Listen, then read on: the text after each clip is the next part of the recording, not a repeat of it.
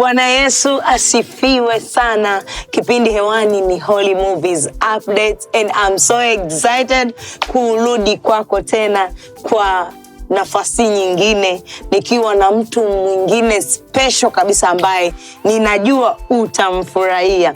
Tutapiga naye story mbalimbali, tutasikia story yake kuanzia alipoanza kuigiza mpaka sasa yeye ni nani, maisha yake halisi, na kipindi cha leo kitakuwa na mambo mengi ambayo utayafurahia. Kama hujasubscribe, subscribe. Na mimi mtangazaji wako naitwa Clesensia Magazi. Karibu sana mwalimu. Nashukuru sana. Huyu tunamfahamu kwenye Prayer Force kama mwalimu. Ndio jina tunamfahamu, alikuwa ni mwalimu wa bendi. So leo tutamfahamu yeye mwalimu ni nani, jina lake halisi ni lipi, nje ya uigizaji anafanya nini na vitu vingine. Karibu sana mwalimu, ujitambulishe. Naam, nashukuru sana kwa nafasi hii ambayo nimepewa. Mimi kwa jina langu kamili naitwa Sami Alta. Ni jina langu halisi na ni mwenyeji wa Kigoma na Bukoba. So kwenda nyumbani ni chotara wa huko. Okay. Namshukuru Mungu kwa nafasi ambayo amenipa pia kuwepo katika crew ya Holy Movies. Kwa hiyo namshukuru Mungu sana kwa nafasi ambayo ametupa. Kwa hiyo ndio maana tupo hapa. Okay. So Sami Alta ni nani? Okay, Sami Alta ni mtu mpole lakini mwenye mchangamfu. Okay. Lakini pia ni mtu ambaye ana ujuzi wa vitu vingi. Nimesomea tourism, tour guide, kwa hiyo ni mwongozaji wa watalii. Nje ya utalii nilipata nafasi ya kukutana na Pastor Miamba. Kwa tulianzia kwenye mambo ya music, ni mtu pia hapa ninafahamu mambo ya music pia. Okay. So tulianza kwenye mambo ya music mpaka leo tumefikia kwenye masuala ya movie. Okay, kwa kumbe hii role ya mwalimu wa muziki iko halisi. Ni halisi. Kwa wewe ni mwalimu wa uimbaji. Ni vocal trainer lakini pia ni mwalimu wa vyombo baadhi vya muziki. Mwalimu ni vocal trainer. Tumsikie kidogo, aimbe kidogo. Najua hata mtazamaji unatamani kukisikia kipaji nje na uigizaji cha mwalimu. So mwalimu, hebu imba kidogo tukusikie. Yale umefanya kwangu sitaweza kuhesabu. Na kupenda Yesu. Mwamba wangu. Wow. That is so amazing. Kwa kumbe mwalimu alipewa role ambayo yeye mwenyewe yuko vizuri nayo. Ndio. Yaani tumesikia vocal. That's not nice. Vema sana.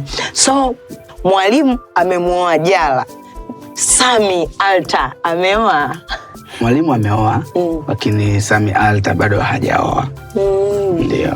Okay, kwa kifupi unaweza kututofautishia kati ya Sami Alta na mwalimu? Sami Alta ndio ni uhalisia wangu, ndio mimi halisi ambaye nipo hapa nafanya interview, lakini mwalimu ni yule ambaye amecheza character kama mwalimu kwenye movie ya Prayer Force, tamthilia ambaye kapitia mapito mengi, lakini mwisho wa siku akaja akakutana na Jala na ameweza kumwoa Jala. Huyo ndiye mwalimu. Okay. Na kuna baadhi ya characters za mwalimu ambazo zinaendana na Sami Alta? Characters zipo nyingi mle. Ukimwangalia mwalimu ambaye ameact mle kwenye Prayer Force, kuna namna ni mpole, katulia, lakini pia kuna namna anakasirika, lakini hasira yake sio ile hasira ya kuonyesha. Unajua kuna watu wengine wakikasirika hadi mwili kabisa unatetemeka. Kwa hiyo hizo ni character baadhi ambazo zinafanana na Sami Alta. Lakini pia mle amecheza kama mwalimu wa praise and worship, lakini pia kwa uhalisia wangu pia ni mwalimu wa praise and worship. Kwa hiyo nadhani kipindi director ametoa hizo cast, kuna vitu baadhi aliviangalia ambavyo nadhani vinaweza vikarelate ili kuleta uhalisia. Okay. So katika kucheza kwako, kuigiza kwako, ni role gani au scene gani kwako ilikuwa ngumu kuicheza? Scene ngumu zilikuwa nyingi. Ukiangalia scene zote ambazo tumezifanya, scene zile za faragha za kitandani, zile zilikuwa ni scene zenye changamoto sana, kwa sababu mamzoea director kama mchungaji. Sasa pale mnafanya scene za faraga pumpo naye, kwa hiyo inabidi sasa uakti ulete uhalisia. Kwa hiyo zilikuwa ni scene zenye changamoto kidogo, inabidi umkumbatie Jala, uwe naye kitandani na nini, kwa hiyo ni changamoto kidogo. Okay. Na uliweza vipi kuzi overcome? Niliweza kulingana na script nilivyopokea hiyo script. Ilibidi licha ya kwamba tupo na mchungaji ambaye pia ni baba wa kiroho, ilibidi uzifanye katika uhalisia kwa sababu ndio maana ya usanii. Umeona uifanye katika uhalisia, katika hali ya kuleta picha kwamba watazamaji watazama sione kama mtu una act. Kwa hiyo ilibidi tuzifanye kama zilivyo, na ndio usanii wenyewe huo. Ndio. Okay. Kwenye movies hizi za kiroho kuna comments zinasema kwamba natamani kama Mwalimu angemuoa Jala. Na wewe tumeona unasema hujaoa. Vipi hiyo? Kuna namna yoyote ambayo inakupa kutafakari au? Ndio, kuna namna inanipa kutafakari kwa sababu azigonga mimi sijaoa. Na yamkini najua Jala hajaolewa. Sijajua historia yake ya mahusiano ikoje. Inanipa kutafakari, lakini mambo ya ndoa ni mambo ambayo ni Mungu ndo anajua vitu vya mbeleni huko. Lakini kwa kusema ukweli ni kwamba bado haijafikia ile hatua ya kusema kwamba kwa kuwa una act na Jala mke wako basi ndo ifike hatua inakuwa na kusumbua kichwa, unakuwa unamfikiria na kumtafakari. Hapana, kwa sababu kama inavyoonyesha uhalisia wenyewe kwamba pale tunakuwa tuna act, tunafanya sanaa, tuna shoot movies, lakini baada ya hapo kuna maisha mengine yanaendelea huko nje. Japo Jala ni rafiki yangu, tumejuana naye muda mrefu sana. Kwa hiyo kuna maisha mengine yanaendelea huko nyuma baada ya kushoot movie. Kwa hiyo mambo ya kwamba tulichokishoot kije kuwa uhalisia ni mambo mengine ambayo bado hatujafikia huko. Okay. Asante sana. Ni kitu gani ambacho watazamaji hawakifahamu kuhusu Sammy Alter, na leo unahisi wakikifahamu kitawasaidia au watafurahi? Labda niseme kwamba kitu ambacho watu watazamaji ama wafuatiliaji wa movies, Holly movies hawakijui kuhusu Sammy Alter, labda kitu namba moja kikubwa kwenye upande labda wa huduma, wale ambao labda mkini hawajawahi kuja kanisani, so hawajawahi kuona na hudumu vipi. Labda unajua kuimba tunaimba tu, lakini kuna ile kuhudumu pia. Kwa hiyo kwenye upande wa huduma, ile kuminister ibadani, kuimba worship ama praise, nadhani ni kitu ambacho mkini watu wengi hawakijui. Lakini pia kitu kingine ambacho hawakijui labda kwenye upande wa career mbalimbali za kazi tunazozifanya hizi nje na mambo ya movie. Kwa sababu nje na mambo ya movie mimi ni mwalimu pia vile vile wa darasani kabisa. Okay. Kwa hiyo kwenye upande huo nadhani watu wengi pia hawajui ni mwalimu wa shule na chapa watoto fimbo nyingi sana. Jina mwalimu limebeba mengi sana. Kwa shule unafundisha nini? Shule nafundisha somo la Kifaransa. Kwa mwalimu Kifaransa unaongea? Ndio, naongea. Hebu wasalimie watazamaji Kifaransa. Hawataelewa. Wasalimie tu. Watajua, watafurahi kujua kwamba mwalimu kumbe Kifaransa kimo. Safi kabisa. Je vous salue, chers téléspectateurs de cette émission. Bonjour. J'aimerais seulement vous inviter à vous abonner à cette chaîne YouTube Holly Movies. Et c'est par là que vous allez trouver tous les films de Holly Movies. Merci. Wow, hongera sana. This is amazing. Tumekuja kugundua kuwa mwalimu ana vitu vingi sana. Yaani amebarikiwa huduma, tumeshangaa ni vocal trainer, anaimba vizuri. Kumbe tena na Kifaransa anaongea. This is so amazing. So, unaweza vipi kulink huduma, ualimu, uigizaji, haya mambo yote unaweza vipi kuyafanya? Binafsi ni changamoto kidogo kwa sababu haya mambo yote yanahitaji muda. Na kila jambo lina muda wake, umeona. Kwa hiyo ni changamoto kidogo kwenye swala la kazi, umeona, kazi ya walimu, utoke shule labda unatakiwa wahi location. Kuna movie unatakiwa ndo kazifanye kule, kuna scene zako nyingi tu, kwa inakuwa kidogo changamoto. Unakuta muda ambao wenzako hapo location tayari, mimi nipo darasani, nipo shuleni. Kwa hiyo inabidi nipambane, nikimbie, niwahi, either niombe udhuru. Kwa hiyo ni mawili, either niombe udhuru upande mmoja, afu upande mwingine nifanye baadaye. Unaona, either niahirishe upande mmoja ama upande mwingine nikafanikishe. Kwa hiyo inakuwa kidogo ni changamoto, lakini yote katika yote, kwa sababu ni vyote ni vitu ambavyo vinanihusu mimi, nivifanikisha na vinaniangalia mimi. Napambana navyo hivyo hivyo, mradi vyote vinaenda. Kwa hiyo taenda shuleni, taenda location, tafanya movie, lakini pia taenda mazoezini pia kwenye praise team, tutafundisha hivyo. Kwa vyote vinaenda kwa namna hiyo. Yani kikubwa ni kwamba ni changamoto, lakini mimi napambana kuhakikisha kwamba vyote vinakwenda. Okay. Ndio. That's nice.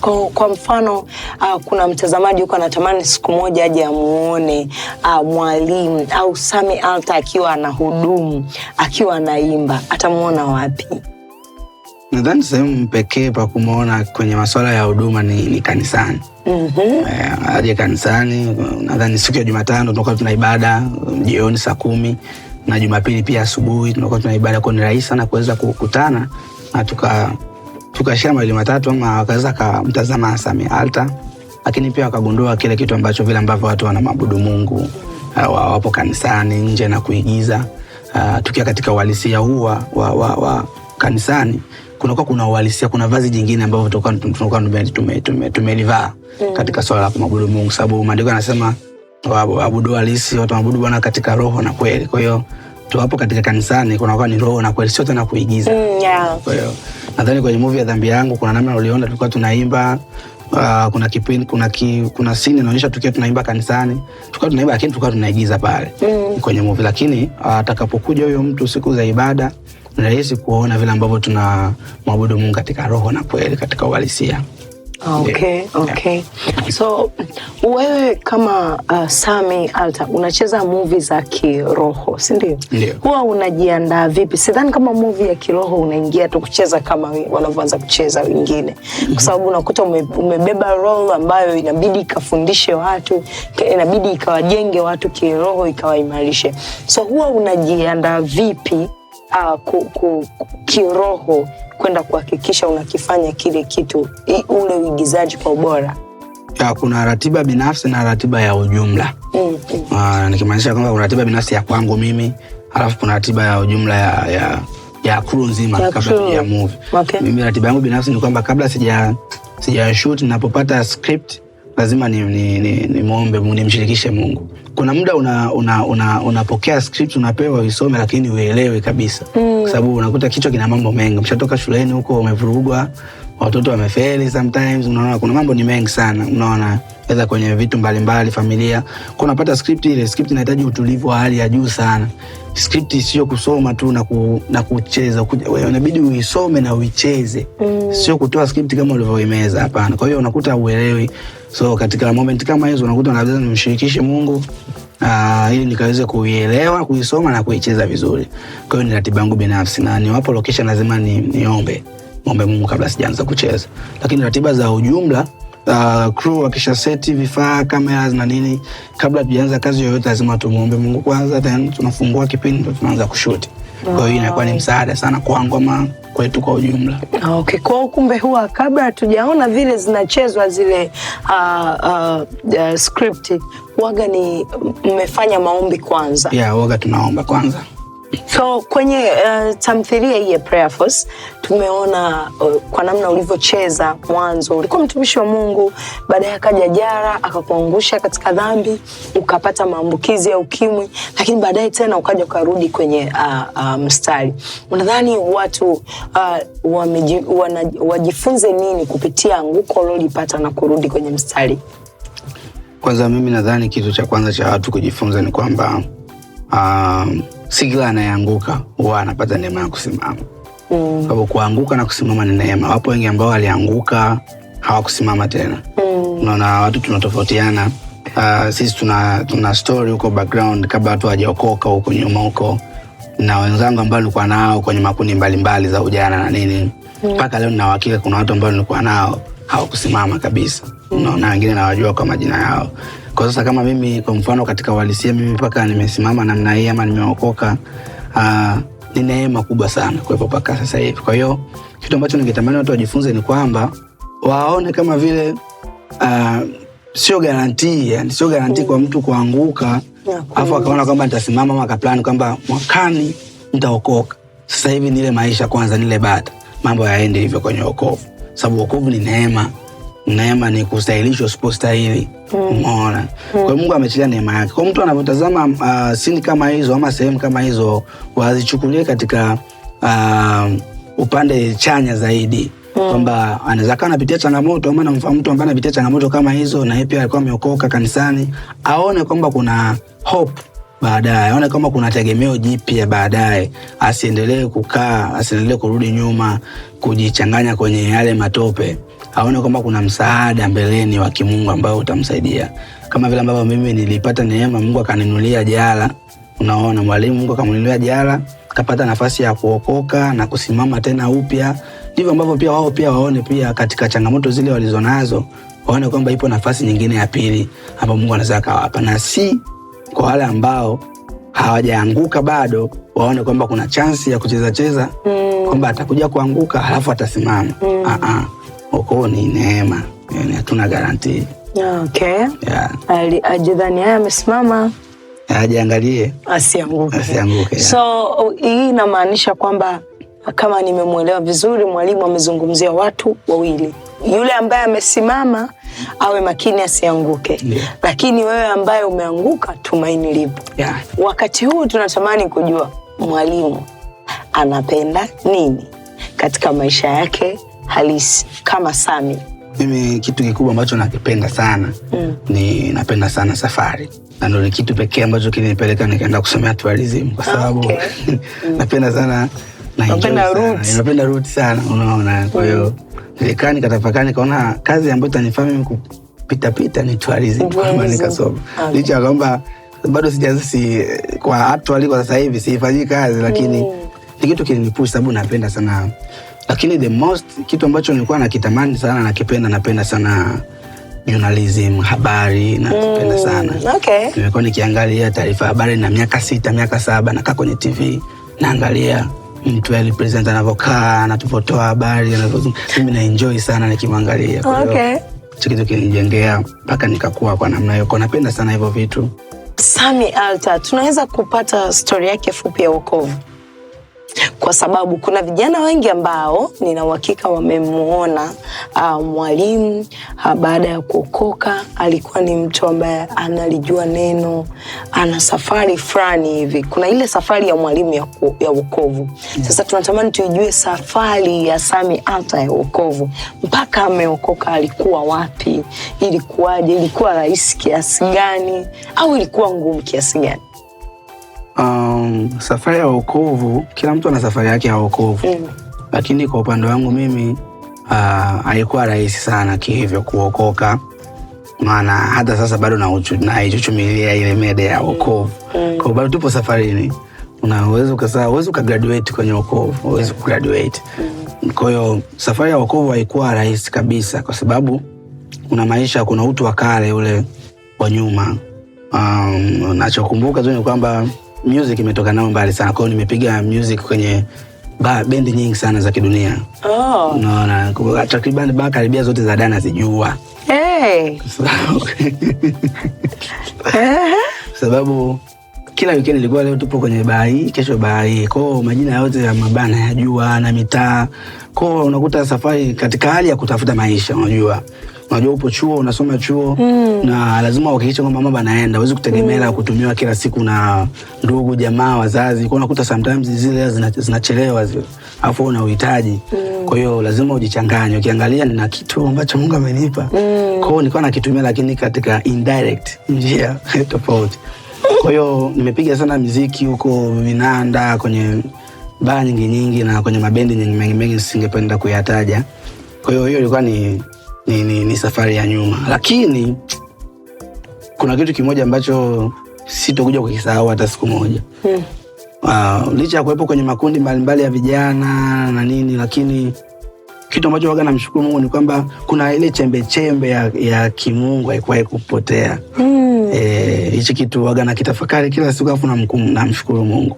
Nilikuwa nakaa kwenye stage za mabendi zile, unapiga mziki wa dada pale mbele wanacheza wanakatika nini, na kwenye makundi mbalimbali ya vijana katika kujichanganya hapa na pale, lakini kuna kahofu akakuwahi kuondoka ndani. Nilikuwa nakasikia sababu licha kama nilikuwa nafanya, lakini nilikuwa naingia kanisani, nilikuwa nasali, alafu nilikuwa najifariji kwamba huko sinafanya hii si kazi tu, sina niingizia hela, ni kazi tu, najifariji kwa namna hiyo. Sasa nachoshukuru Mungu ni kwamba kuna kachembe ka wokovu, sio ka wokovu, ka kimungu akakuwahi kuondoka. Sijajua ni kulingana na familia huko ambako tumetokea, tokea Sunday school na nini, namshukuru Mungu. Kwa hiyo hako ndo kalikuwa kama hazina kalikotumika kuweza kunirudisha mimi kwenye misingi ya wokovu.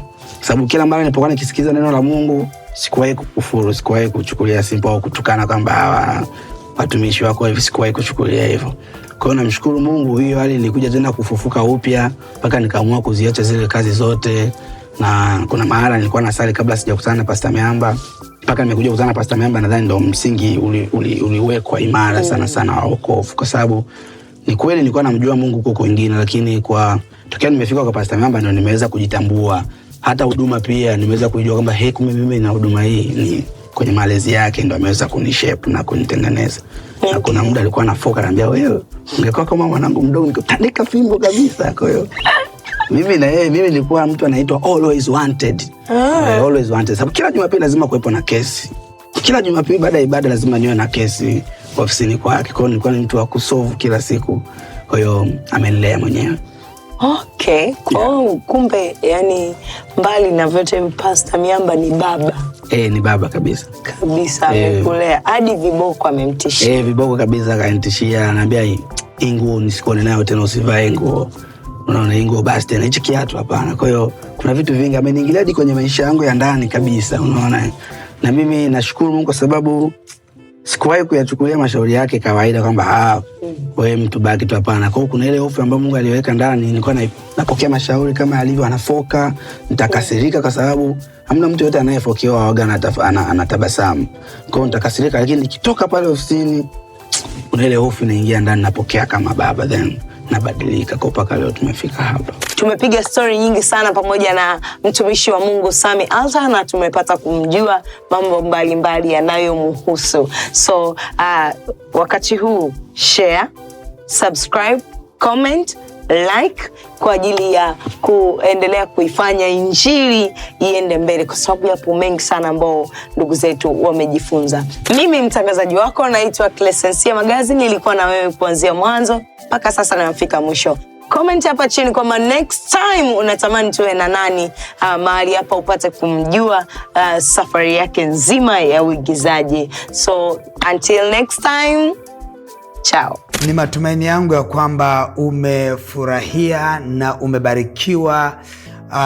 Endapo ungetamani kusupport huduma hii ili iendelee kufanya kazi nzuri na kuendelea kufanya filamu nzuri, unaweza kusupport huduma hii ikawa ni sadaka yako. Utaiachilia hiyo sadaka kwenye hiyo account namba yetu ya Holy Movies, nasi tutaipokea kwa moyo wa shukrani na tutamtukuza Mungu kwa ajili yako. Amen. Naitwa Pastor Miamba.